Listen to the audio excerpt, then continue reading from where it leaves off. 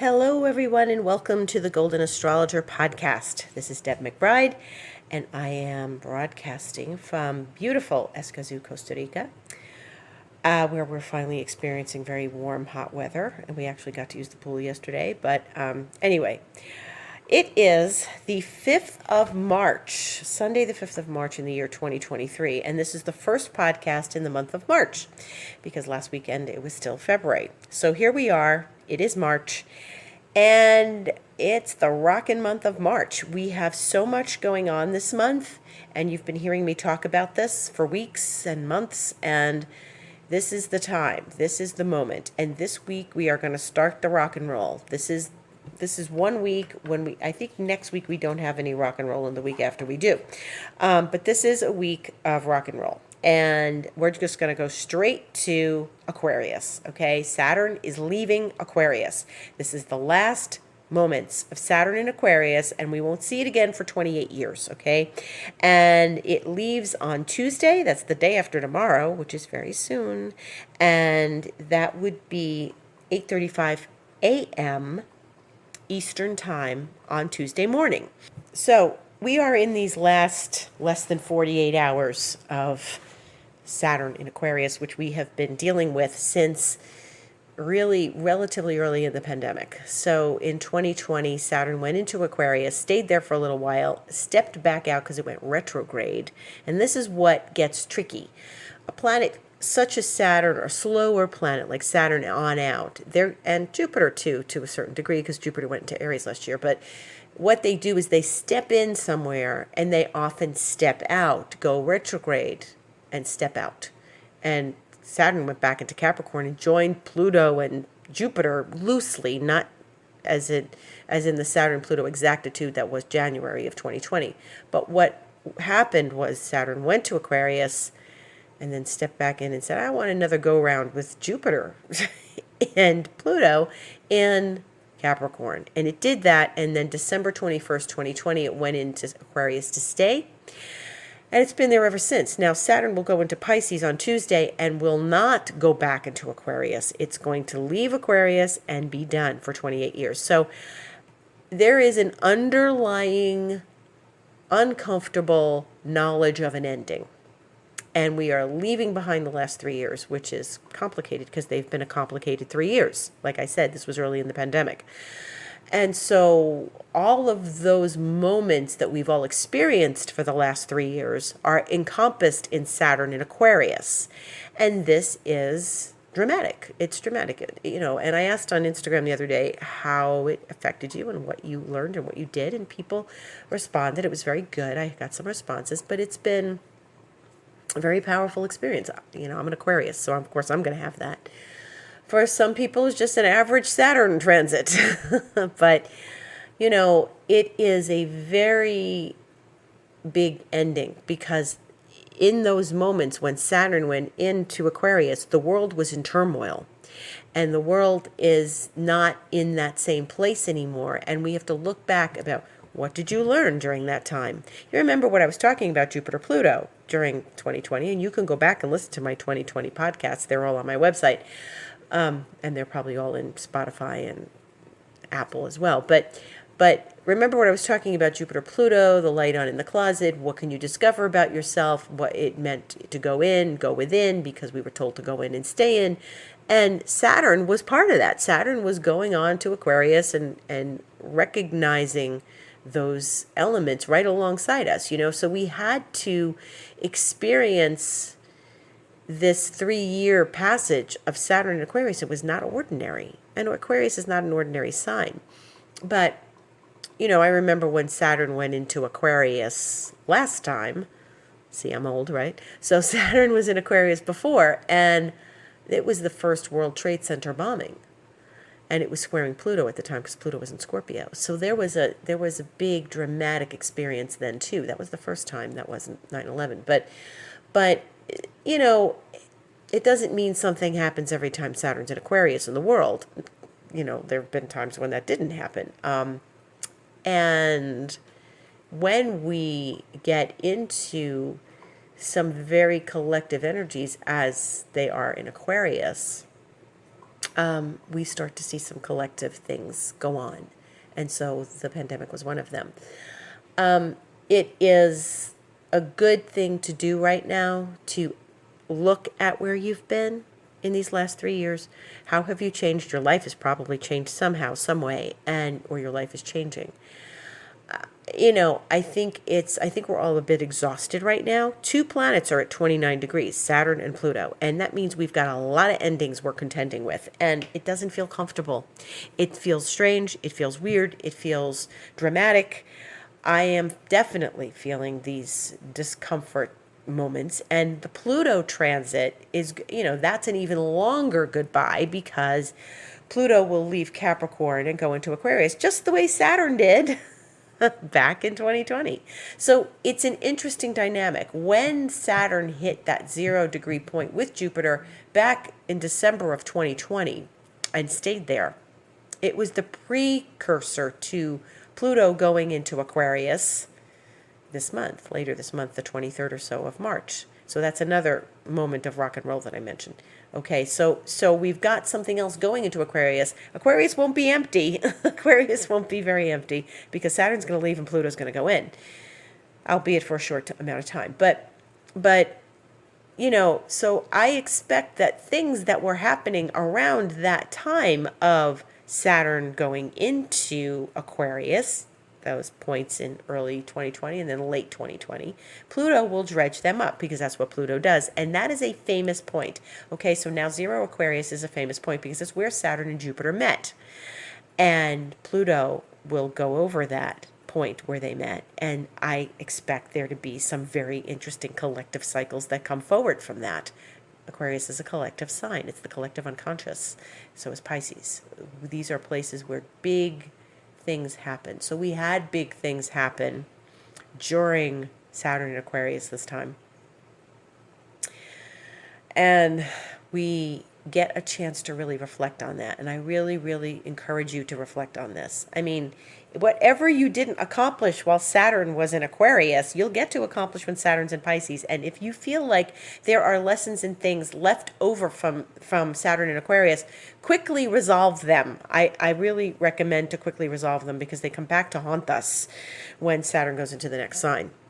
And so yesterday, the energies have been up and down and up and down. And I have felt waves of different levels of consciousness, of good, of uncomfortable, of downright hard, of lots of swirling emotions and swirling energies in these last days and weeks. And it's going to continue, because Pluto is not stepping into a new sign the same time Saturn is. We got another few weeks of this. So there's a lot of fresh energy coming. Yes, very good. But at the same time, whenever there are new beginnings, there are endings. And we are contending with the endings. And I really feel those endings. So yesterday was nuts. Yesterday in the middle of so it was Friday in the middle of the night, the lights went off here, the electric went out. And the only way I felt that was that my fans, I have 2 fans on me at night, they went off in the middle of the night. And if it's one fan, okay, maybe it's broken. 2 fans go off, your electric's out. So it immediately got very warm. And, when I woke up, I had moments of being in and out of sleep, knowing that the electric was off. I got up the next morning. Of course, yesterday morning, the electric was still off. So I opened my phone, and everybody, we have a group chat. So I'm in the middle of 2 group chats because of my location on my property. And so where I am, everyone's saying, oh my God, the electricity, hope it comes back. I said, it's been off most of the night. And my phone didn't charge. Even though I plugged it in at 10 p.m., it just didn't charge enough. And then on the other side of the property, I'm on that chat, they didn't have any water. So it was like everybody was missing something, and it was getting really haphazard and chaotic. And in true Uranian Aquarius fashion, there was one point where I was leaving for the farmer's market. It was one point. The electricity came back on. Somebody's texting. Oh, good. I'm saying good. The electric's back. Literally 10 minutes later, the electricity went back off again. And then again, another 10 minutes later, electricity came back on again. So it was, and in between, people are putting crying emojis and stuff because this completely messes with your head. I mean, it's like 10 minutes. It's on. No, it's off. No, it's back on. No, it's on. It's just, it was really, really Uranian. It was very Aquarius. So electricity is ruled by Aquarius and Uranus. And so, it was really pretty hilarious. It doesn't sound like it was funny. It was not funny to go through, but just watching the texts come through on the chat was like, oh my God.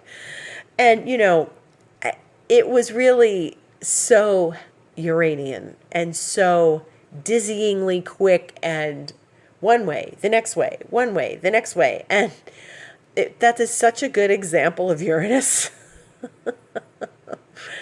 And Aquarius, it was such a good, I was just like, this is just Saturn leaving. This is just nuts. Okay, just go with it.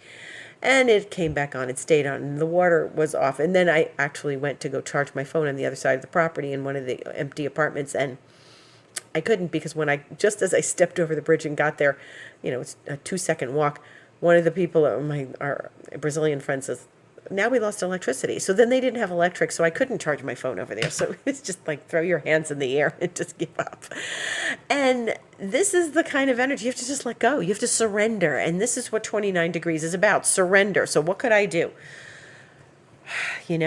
I had to make do with what I had for breakfast. And then I ran out to get coffee and sit and charge my phone someplace for a few minutes before I ran out to the farmer's market. So, it's called surrender, and that's at 29 degrees. You surrender at 29 degrees. I can't right now. And I think this is an exhausting place we're all in. I think this is exhausting energy. I think people don't know what to do with it. I think it's very complicated, and it's hard moving through this. No one I know is like clicking their heels together saying, "Ooh, this is so much fun. It's a brand new day." Everyone feels something. And, there is a lot of moving parts and deep emotions as we're in this. And, even my mentor, she's really great at living joy and bliss and stuff, but she's taking us through a course called Back to Soul, and it's very deep. She's going very deep with us into returning to ourself, returning back to our souls. And she's like, it's an intense meeting. We had 4 days last week, and then we have 6 more days we're going to meet. So she is, even though she shows examples of joy and bliss, she is very aware of the moving emotions, and she's helping us come back. Now, I have to say that I am experiencing emotions and closures from things that happened in 2008 when Pluto first went into Capricorn. So if you are reconnecting with things that happened 15 years ago, don't be surprised, because this is where we are. We have to clear out all this stuff from 15 years ago.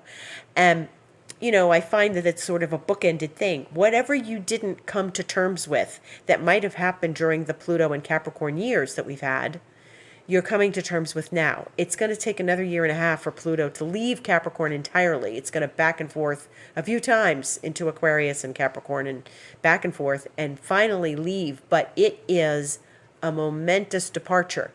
15 years ago, what was going on for you in 2008? Take deep note of that, okay? Deep note of this. And I talked about this in my masterclass. If you want to get the masterclass, get in touch with me. I have it up on my website, thegoldenastrologer.com. Go to book online. You'll find the Pluto in Aquarius and Saturn in Pisces masterclass. I invite you to purchase it. It's, we're going to talked about everything that, you experience as each of these planets goes through one of your houses. And I talk a lot about what this was and how it feels. And so we have to look back because we're all closing a door on stuff that happened back in 2008. And I remember 2008 because Pluto was leaving Sagittarius and going into Capricorn. And we had to look back at the things that happened at the beginning of Pluto going into Sagittarius, which was 1995. And there were definite things that happened in 1995 that came back to visit in 2008 when Pluto was leaving Sagittarius. So follow me. Pluto leaves a sign and we look back to the point when it entered the sign. We're looking at 2008, 2007, 2008, 2009, okay? There was this entry into Capricorn. There was a transition period. Now we're making a different transition. We're saying goodbye to the old, and we are closing the door on a lot of energies and emotions that we carried with us these last 15 years. There were probably things that were very dramatic shifts in your life in 2008. I know there were in mine. And I have to go back and close the door on them. And it's actually very freeing. So I highly recommend going back to that point in time and seeing what your life was like. Think about it. If you have journals, go back and look at them. Remember where you were in 2008. And where were you when the markets crashed? That's basically what happened, okay? But there were other things going on in your personal life, and what happened in your personal life then. I can promise you there's a rich story there for you to work through at this present time. These endings always conjure up what my teacher called death anxiety, and we don't want something to end. We want to stay floating along where we've been. And this week we are facing an ending as Saturn leaves Aquarius, goes into Pisces, and stays there. Now, Pisces is the last sign of the zodiac. That means Saturn is going through another 3-year cycle in Pisces, and it's going to then finish that up and eventually leave and finish a whole new cycle of zodiac to start a new cycle in the zodiac, okay? But right now we've got to focus on Pisces, which is the sign of healing, the sign of vision, the sign of deep process of meditation, of a deep emotional space to go into. And Saturn is introducing us to that. Saturn is not entirely happy in Pisces. It's a very structure-oriented, goal-oriented planet. Pisces is nebulous. It's, it's the fog. It's the soup. It's the ocean. It's things that are nebulous. The ocean just seems to go forever. When you stand on the shore, you look out and it's this vast ocean. And imagine some structure, like a ship in the ocean. There's a structure, and you experience some terms with structure in this ocean of life. Now, it is a collective, cosmic, deep experience of our unconscious realms, the cosmic waters of the unconscious. And it is a very frightening place when you don't know what you're doing. Imagine standing in the middle of the ocean. You can't stand in the middle of the ocean. Your feet don't touch the ground. There's nothing around you but water. That is not something where you can just start swimming. You can't. You remain cautious. You stand on the shore, or you go a little in, not far over your head or whatever, when you're swimming in the ocean. And you don't go in when the ocean is rocky. We have rocky oceans here in Costa Rica. There's, people surf, and I've watched people surf, and they do amazing jobs surfing, but the surf is wild here, and the ocean is wild, and there are days, and there are certain parts of Costa Rica you don't go in the water. They tell you not to go in because the rip currents are so bad. And so Saturn cautions us against the rip currents.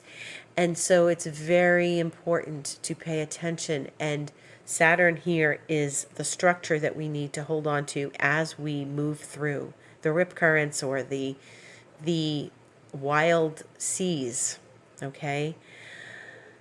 It is important to stay grounded during this time, these next 3 years. So we're going to feel a definite shift on Tuesday. Now, that is not the only thing happening on Tuesday. Tuesday is the most important day of this coming week. There is a full moon on Tuesday. And we're in the sign of Pisces. So there's Pisces, where the sun is, and the moon is in Virgo, which is an earth sign. So on Tuesday, there is this very big shift in the morning. Well, it's 7:40 a.m. Eastern time, which is when the moon and the sun oppose for the full moon. And so you'll see this full moon coming these next couple days, and you'll feel it. Full moons are always emotional. Virgo asks us to be nurturing to ourselves, to not be critical. You have to be careful about your criticisms and your judgment. And it asks us to take care of our health. Pisces, Virgo is the health axis in the zodiac, okay? We want to take care of our emotional health, Pisces, and our physical health, Virgo. And this is very important to do. So eat cleanly these next days, do things for your health, exercise, go for a walk, spend time in nature. This entry into Pisces during the full moon, I think, is very profound. And we are moving into a whole other set of layers of consciousness that we are going to adapt to. And it's going to be a very interesting ride.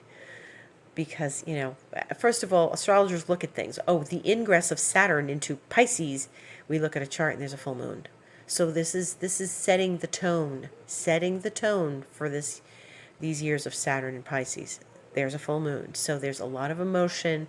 There's a lot of asking us to balance the energies, the physical and the emotional, the mental and physical bodies, the emotional bodies. It's asking us to look at our health. It's asking us to be very self-aware.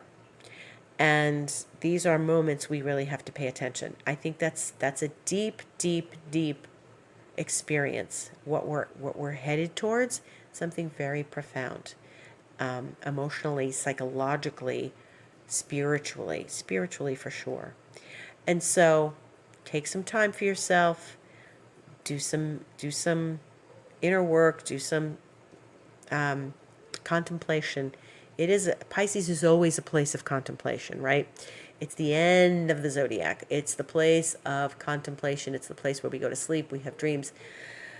This is deep contemplation we're being asked to do now. So sit with yourself, do this work, understand where you are, and keep moving. Keep moving. Don't get stuck. Keep moving. That's the big, big day, Tuesday. That's the big day of the week. And it's so important to pay attention to that because we are going to feel this shift. You may say, nah, I didn't feel anything, but you will. I could probably point out a dozen things to you in the days afterwards saying, well, this happened and that happened. And there may be things in the news that we see, So, meanwhile, Mercury is in Pisces. It went into Pisces the other day. So now once Saturn goes in, we are going to have 4 planets in Pisces. This is a lot of water. This is a lot of stuff in the unconscious realms. That would be Saturn, Mercury, the Sun, and Neptune. The Sun and Mercury will leave. They will pass their, we're halfway through right now. We're exactly halfway through Pisces. And then in another 15 days, the Sun will leave and go into Aries. But it's always this ending of a big cycle because remember what I always say, Pisces is the end of winter up north. It's the end of winter and it's the beginning of spring. It's the moment everybody wants.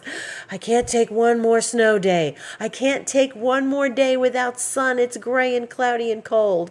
I want the sun. Give me the spring. Well, sometimes spring doesn't really show up on the equinox, but it shows up shortly after because you start to see the ground is warmer, the snow doesn't stick, the crocuses start poking their cute little heads up out of the earth, and that's the first sign of Aries. And so we're at that point of surrender in the zodiac where we just surrender, all right, fine, just get this winter over with. And moving through that, leaving Pisces behind, moving into Aries where everything is re-energized. So Saturn, Neptune, they will stay there. And Mercury and the Sun will eventually leave in the next few weeks. And we move into, a feistier energy, which is important because we like that feeling of what the new day brings when the sun goes into Aries, what the equinox brings. It's such a day of celebration. So many places, so many people are like, yeah, it's the first day of spring. Yes, it's the equinox. Yeah, it's exciting. It's an exciting time. So hang in there these next couple weeks. It's going to be dramatic. It's going to be dramatic. I feel it. I'm sure others feel it. And we're moving through this. Now, Jupiter, here's another important thing that's going to happen this week, is that Jupiter and Chiron are going to meet. And this past week we had Venus and Chiron, and I felt that too. And that was really about licking your wounds, understanding your wounds, being present for your wounds, loving yourself, Venus, despite your wounds, and forgiveness of self. I did a big forgiveness ritual for myself within this class that we're doing with Yerlin. And, you know, Venus is moving away from Chiron now. It's really this cluster in Aries, Jupiter, Chiron, Venus. And that's dramatic. Jupiter is the opening and the opportunity to look at your wounds and release them.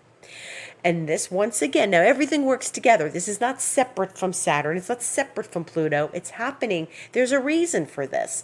This is happening, and I felt this very strongly.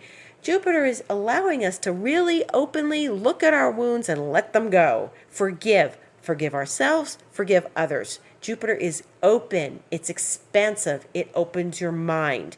When we get Jupiter to Chiron with Venus, we're in a compassionate, empathic place for ourselves and others. We have to see that.